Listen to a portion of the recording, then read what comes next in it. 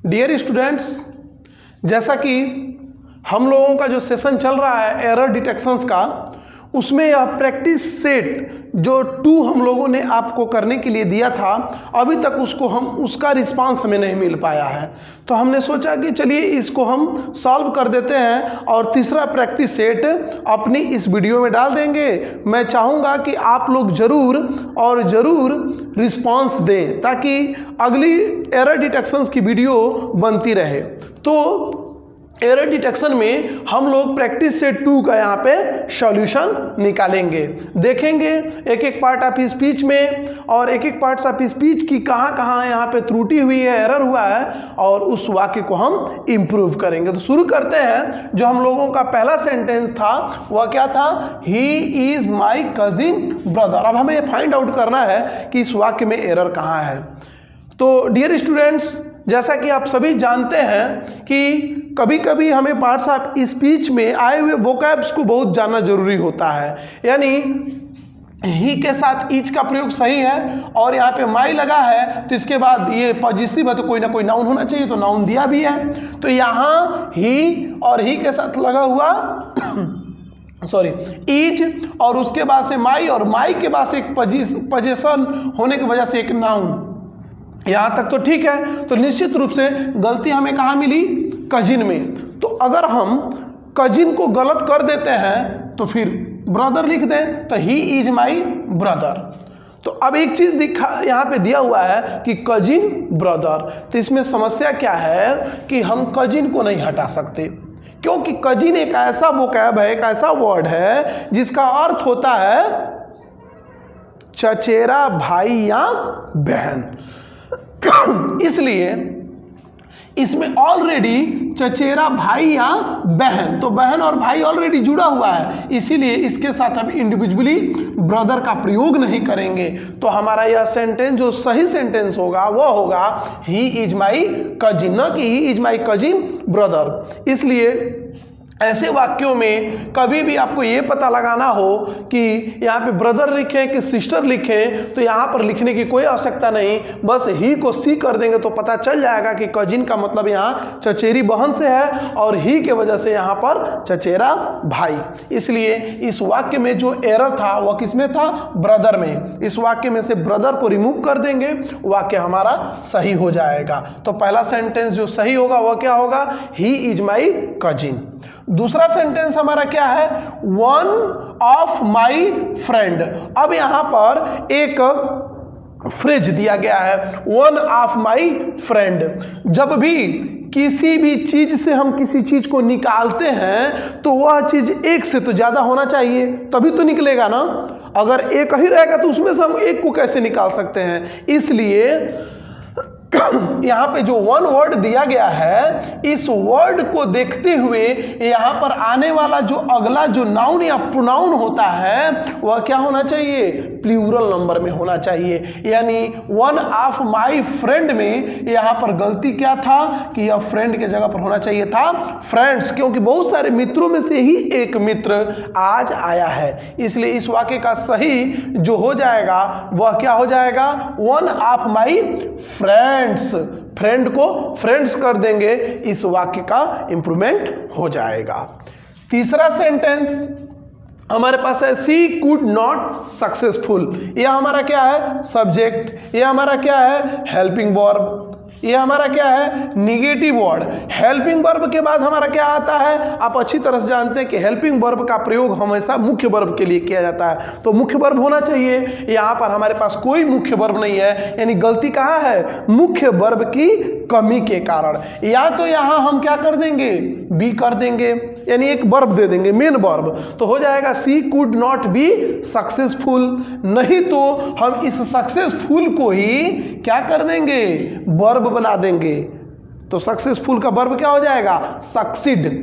तो यह सेंटेंस सही हो जाएगा। तो आपके पास 2 विकल्प है इसको सही करने का। She could not be successful या शी कुड नॉट सक्सीड।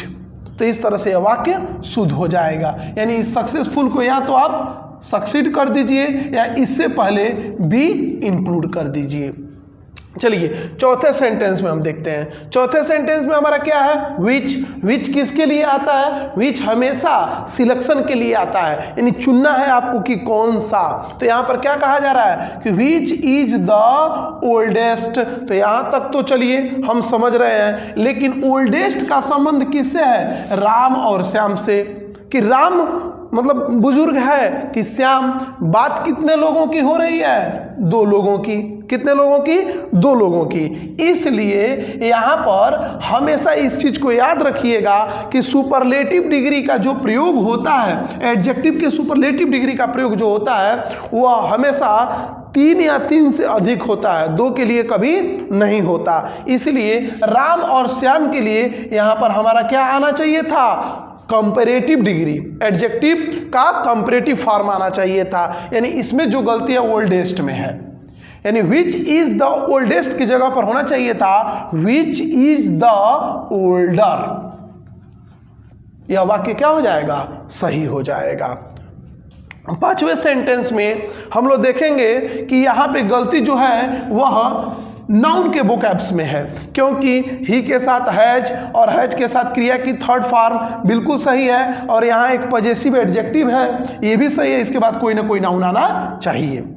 तो यहां तक हमारा क्या था, सही था। तो गलती हमारा इसमें कैसे हो गया, जबकि नाउन है ही है फर्नीचर। तो जैसा कि आप जानते हैं कि नाउन के वोकैब में जब नाउन सीरीज आप लोग पढ़ेंगे तो उसमें आप लोग जानेंगे भी। तब तक के लिए मैं बता दूं कि कुछ ऐसे भी नाउन्स होते हैं जिनको हम प्लूरल में नहीं लिख सकते, यानी furniture can not be in plural numbers. So गलती कहाँ थी कि इसको प्लूरल में लिखा गया था, यानी furniture could not be furnitures. So we have to write in place of furnitures only furniture. तो यह सेंटेंस हमारा क्या हो जाएगा, सही हो जाएगा। तो he has lost his furniture is the correct sentence. Sentence में हम लोग एरर फाइंड आउट करते हैं कि इस दिए गए sentence I and he are friends में कहाँ, किस पार्ट ऑफ स्पीच में मिस्टेक है। जैसा कि आप सभी जानते हैं कि एंड से जुड़े हुए दो अलग अलग या दो से अधिक अलग अलग नाउन्स को जब हम एंड की सहायता से जोड़ते हैं तो क्या होता है, हमेशा वर्ब प्लूरल नंबर में होता है।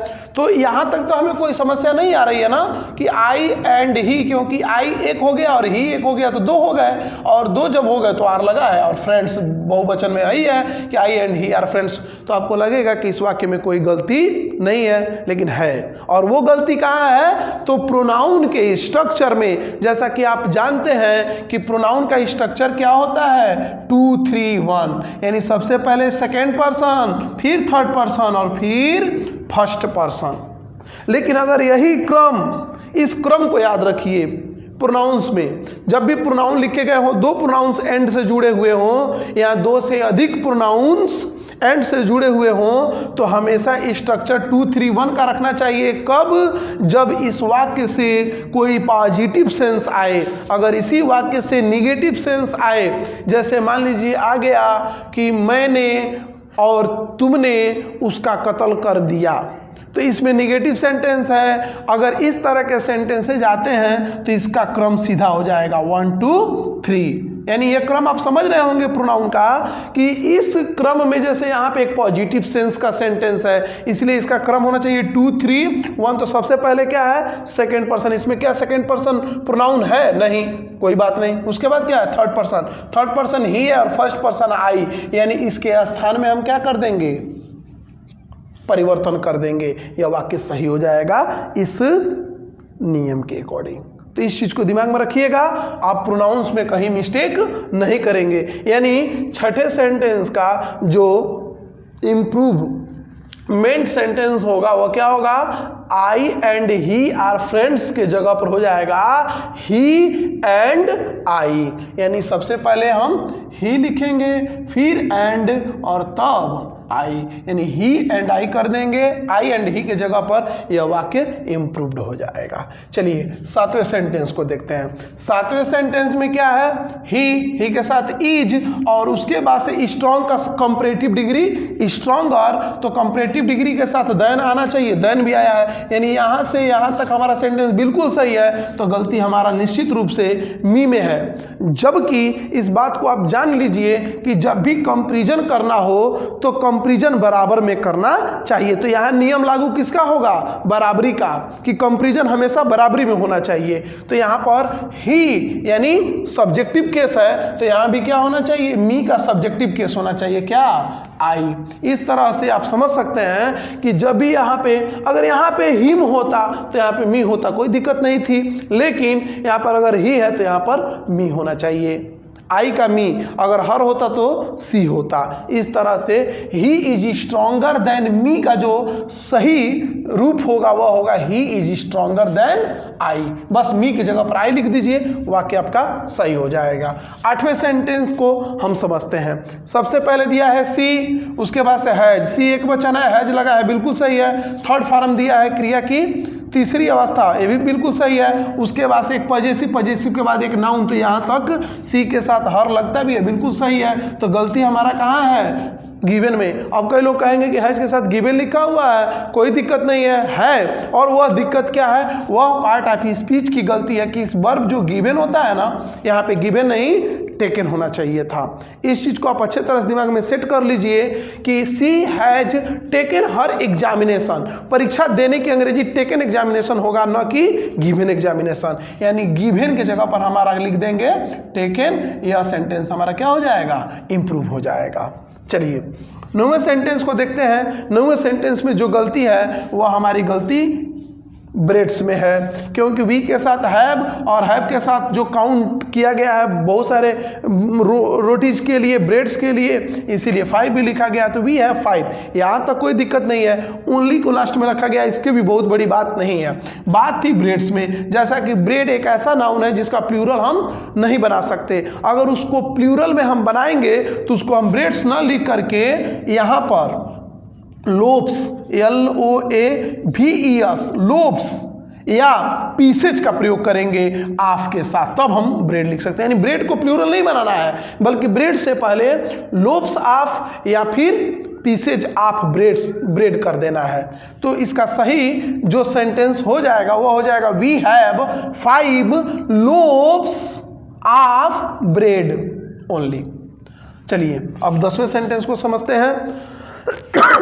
सॉरी, लास्ट 10वां सेंटेंस है। यहाँ पे सीधे सीधे मैं बता दूं आप लोगों को कि जब भी किसी क्रिया और वह क्रिया नो हो, स्पेशली नो, और नो के बाद दूसरी कोई क्रिया इन्फिनिटिव के साथ दी गई हो, स्पेशली नो और नो के बाद अगर दूसरी कोई क्रिया इन्फिनिटिव के साथ दी गई हो, फुल इन्फिनिटिव के साथ, तो उस फुल इन्फिनिटिव से पहले हमें हाउ का प्रयोग करना चाहिए। अगर आप हाउ का प्रयोग नहीं करेंगे तो यह सेंटेंस गलत है ग्रामर के अकॉर्डिंग। इसलिए जो ही नोज टू स्विम था, पहले उसका करेक्शन करने के बाद से जो सेंटेंस सही हो गया, इंप्रूव्ड जो सेंटेंस है वह क्या हो जाएगा? He knows how to swim. इस प्रकार हमने इन 10 सेंटेंसेस को एक्सप्लेन कर दिया, सॉल्यूशन कर दिया, और अब हम अगली वीडियो, इसी वीडियो में आपको नीचे डिस्क्रिप्शन में इसका जो प्रैक्टिस सेट 3 है वह प्रोवाइड करा देंगे। आपसे बार बार यह आग्रह भी है और एक आदेश भी है कि जरूर आप करें। जो भी नियम बताया जा रहा है उसको कॉपी पे अपने कलम से जरूर लिखें, ताकि बाद में आप इसको रिमाइंड कर सकें। आगे आप लोगों को तीसरे प्रैक्टिस सेट को हम लोग आपके सॉल्व करने के बाद से प्रयोग करेंगे, जानेंगे, पढ़ेंगे। तब तक के लिए इस चैनल को सब्सक्राइब कर देंगे, लाइक कर देंगे, शेयर कर देंगे, और बेल आइकन है ना, उसको घंटी जो है उसको बजा जरूर दीजिएगा, ताकि अगर अगली वीडियो कोई मिले नोटिफिकेशन उसका तुरंत पहले पहुंच जाए और आराम से आप पढ़ करके इसको सॉल्व कर सकें।